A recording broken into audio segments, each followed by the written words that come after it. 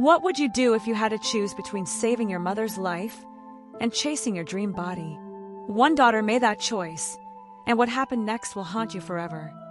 Rebecca had been fighting kidney failure for 18 months, and everyone who loved her was fighting right alongside her. In their modest neighborhood in Lekki, Lagos State, the Williams family had become a symbol of sacrifice. Rebecca's husband, David, worked double shifts at the automotive plant, his hands calloused and bleeding, his eyes permanently circled with exhaustion.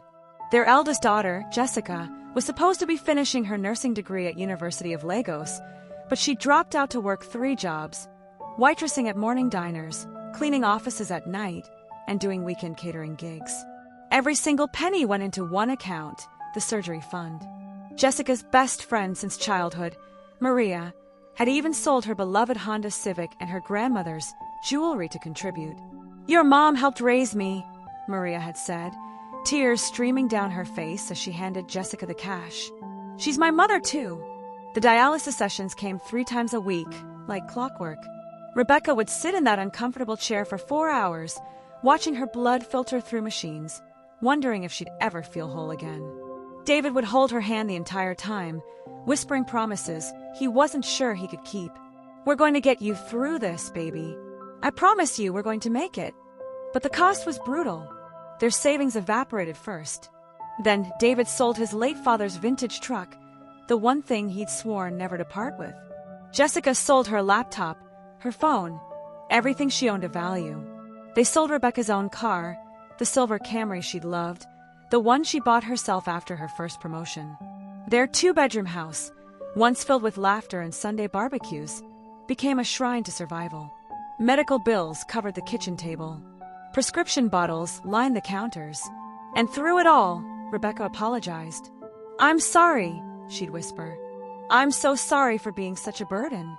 "Mama, don't you ever say that," Jessica would respond, her voice fierce despite her exhaustion. "You gave me life. Now I'm giving you yours back. That's how love works." By the summer of 2023, they'd done it.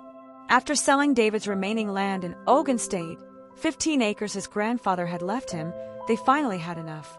$180,000 sat in Jessica's bank account, earmarked for a kidney transplant at Lagos University Teaching Hospital. The surgery was scheduled for August 15th. For the first time in over a year, Rebecca smiled without pain behind her eyes.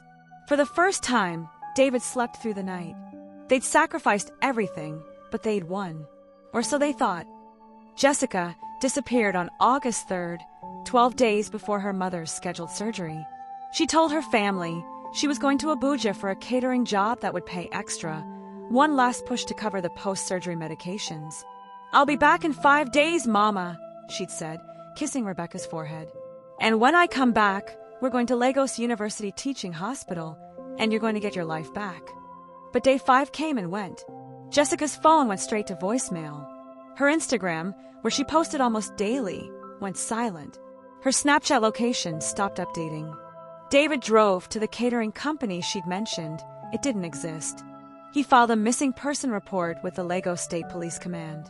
In 2023, human trafficking was surging across Nigeria. Young women were vanishing from gas stations, parking lots, even their own driveways. The detective assigned to the case was sympathetic but realistic. "Mr. Williams, I'm going to be straight with you. The first 72 hours are critical, and we're past that. But we're going to do everything we can." The house became a tomb of anxiety. Rebecca, already weak, stopped eating. Her blood pressure spiked dangerously. David barely spoke, just sat by the phone, waiting for a ransom call that never came. Maria moved in to help, sleeping on the couch, coordinating search parties, posting Jessica's face all over social media. The surgery date came and passed. Lagos University Teaching Hospital called 3 times. Without the procedure, Rebecca had maybe 6 months. The money was there, sitting in Jessica's account, but they couldn't access it. She'd set up the account in her name alone to avoid it being seized for medical debt if things went wrong. "We need her signature," the bank manager explained. "Or a death certificate. Those are the only 2 options." "My daughter is not dead," David said, his voice shaking. "Don't you ever say that again." 3 weeks after Jessica vanished, Maria's phone buzzed at 2 in the morning. It was a text from a number she didn't recognize. Check Snapchat. Her hands trembled as she opened the app. There, posted on a private story visible only to close friends, was a video. The thumbnail showed Jessica, very much alive, lying in a hospital bed. Maria's relief lasted exactly 3 seconds until she pressed play. The video showed Jessica in a recovery room, bandaged heavily around her backside and thighs, her face slightly puffy from anesthesia but smiling. A man's voice, her boyfriend, Marcus, whom the family barely knew, was narrating, "Baby's transformation is complete. My girl got that upgrade. Look at this medical team. Straight international standards, baby." The camera panned to show doctors speaking in accented English, their badges indicating a clinic in Istanbul, Turkey. The caption on the video read, "New body, new life. BBL done right. Hashtag transformation Tuesday. Hashtag invest in yourself." Maria felt her stomach drop through the floor. She watched the entire thing twice, hoping she'd misunderstood, praying there was some explanation that made sense. There wasn't. Jessica had taken the money, her mother's life-saving surgery fund, and spent it on a Brazilian but lift in Turkey. She'd lied about Abuja. She'd lied about the catering job. She turned off her phone and disappeared across international borders to have her body surgically enhanced while her mother was dying at home. Maria didn't sleep. At sunrise, she drove to the Williams house. David answered the door, hope bright in his eyes for the first time in weeks. "Did they find her? Is she okay?" "She's alive," Maria said, her voice hollow. "But you need to sit down." She showed him the video. David watched it once. His face didn't change. He didn't cry or yell. He simply handed the phone back, stood up, walked to his bedroom, and closed the door. Maria heard Rebecca calling weakly from the living room where she'd been sleeping because stairs had become too difficult. "Maria, what's happening? Did they find my baby? How do you tell a dying woman that her daughter chose cosmetic surgery over her life?" Maria tried. She sat beside Rebecca, held her frail hand, and explained as gently as possible. Rebecca listened silently. When Maria finished, Rebecca simply nodded. "Call Lagos University Teaching Hospital," she whispered. "Tell them we need to cancel. Tell them the money's gone. Miss Rebecca, we can get loans. We can." "With what credit, baby? With what collateral? We've sold everything."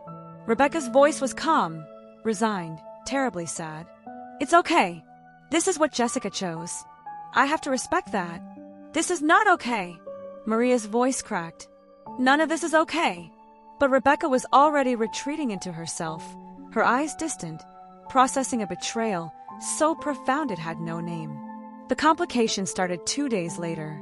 Rebecca needed an emergency catheter procedure, something simple, something that cost $800.